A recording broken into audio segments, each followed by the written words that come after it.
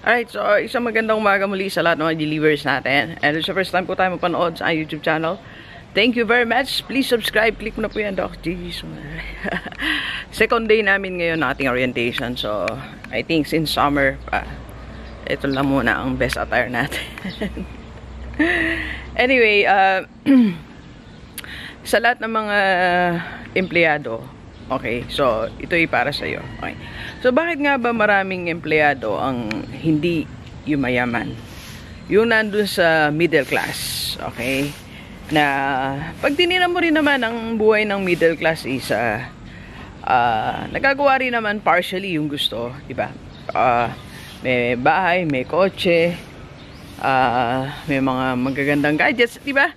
So, okay na rin naman siya. Kaya lang nga, sabi natin, let us refuse to settle on something na parang tingin natin okay, pero hindi pa siya okay. Kaya lang natin sinasabi that you have to jump, to level up from middle class to being rich. Kasi, marami pa tayong potential sa lahat ng mga nasa middle class. Kasi mga nasa middle class, ito yung may mga skills, di ba? May mga matataas na degree. So, let's take advantage of your skills and that degree na meron ka na pinaghirapan mo. Diba? Alright? Ang hirap kaya matapos ng MA. Diba? Ang hirap kaya matapos ng engineer, attorney. Ang hirap kaya pumasa sa board. Diba? Ang hirap din kaya na maging doctor of philosophy. So, kaya nung naging PhD ako, sabi ko, nangako sa sarili ko, pagka isusulit ko nung lahat ng binayad ko, pinaghirapan ko magcha-charge ako ng mahal. Kaya sa mga nagtatanong na, Doc G, ba't bang mahal ng TF mo or professional fee mo? Ganun po talaga naghirap po ako Anyway, so sa lahat ng mga empleyado, bakit nga ba mahirap yumaman? Number one, ito, dito na tayo. Yan. Number one kasi, ganito po, yung kumpanya mo na pinagtatrabahuan mo is controlling one of the most important resources na meron tayo, na yaman na meron ka, na pwede mo sanang ikayaman, okay? This is your time, right? So your company is controlling your time. Imagine from 8 to 5, isama mo pa yung biyahe mo ng 6 AM, di ba? At 2 hours pa uwi, 8. Then, may mga overtime pa, and may mga times pa na kailangan mo uwi ng late, at pagdating mo pa sa bahay, may dala ka pang maraming folder, may laptop ka, and then pag Sabado, kailangan mo pa magpunta sa company, di ba, pumasok. Di ba? Hindi naman kasalanan ng company yon, kasi nga, you went there as an employee, so, dapat kang mag-spend ng time. So, walang kasalanan ang kumpanya.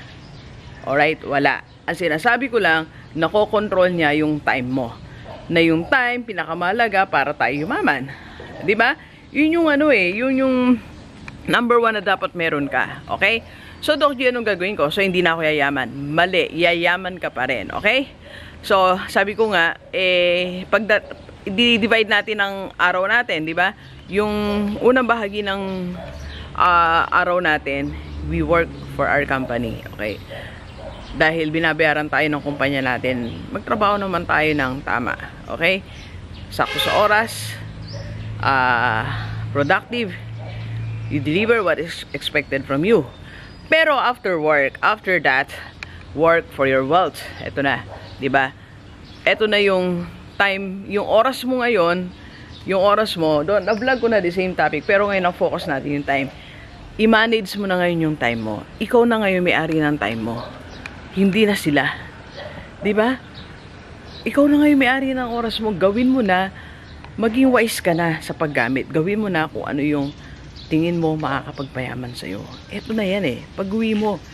Okay? So, para hindi ka na mag-uwi ng mga trabaho, santambak na trabaho, papel, diba? Kaya ka nabe-burnout diba? Papel sa 8 to 5, pag-uwi mo, papel pa rin. Laptop 8 to 5, pag-uwi mo, laptop pa rin. Diba? So, para hindi na mangyari yon, ang gawin mo ay tapusin mo ang trabaho mo. Okay? Para sa hapon, yung time mo, i-manage mo. Para pag Saturday din, yung time mo, i-manage mo sa mawalang pasok ng Saturday.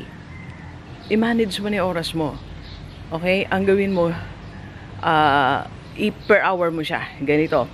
Yung 6 to 7, anong gagawin mo? 7 to 8, anong gagawin mo? 8 to 9. At least 3 hours lang. 3 hours ng 3 months. Gumawa tayo ng formula natin. 3-3. Okay? 3 hours in 3 months, gumawa ka ng something that can build your wealth. Alright? So, gumawa ka ng anything. Gusto mo magkaroon ng e-commerce business, start your website. Diba? Kung gusto mo magkaroon ng online store, start taking pictures, diba? Ng mga items na i-resell mo. Start negotiating with your supplier. Diba? Kung balak mo naman na magkatayo ka ng mga tutorials, start scanning your community, kung anong pwede mong gawin. Basta you do something. That 3 hours. Break it to 3. Diba? Para alam mo specific kung anong gagawin mo sa tatlo na yan. Right? So, hindi pwedeng hindi mo kontrolin ang time mo. Yan yung sikreto. Kaya maraming mga may negosyo yung mayaman, diba? Alam niyo kung bakit? They can control their time. Yung mga hindi empleyado, they can control your time. Okay? So, simple lang ang tip natin ngayong umaga. Okay? Hayaan mong kumpanya mo, i-control ang time mo from 8 to 5. Pero, pag uwi mo, paglabas mo ng gate, try to control your time. Alright? So, doon sa mga gusto magpa-coach sa akin, Doc G, paano? Hindi ko alam anong gagawin. I do online and personal coaching. And doon sa gusto magpa-advertise ng yung mga negosyo, or gusto nyong makipag-business partner sa akin, kung meron kayong proposal, gawa tayong business, I'm open for that. Gusto ko yan. Kaya gaya nga po, may tumawag sa atin. Hi, Ma'am Joyce. Nakaisip na agad kami na gagawin namin. Di ba? Ganun lang kasimple. Everything starts with a simple idea. Di ba? So, hi, sir. Sir, kung meron kang idea, gawin mo siya. Okay? Yung idea mo, simulan mo na siya. Alright?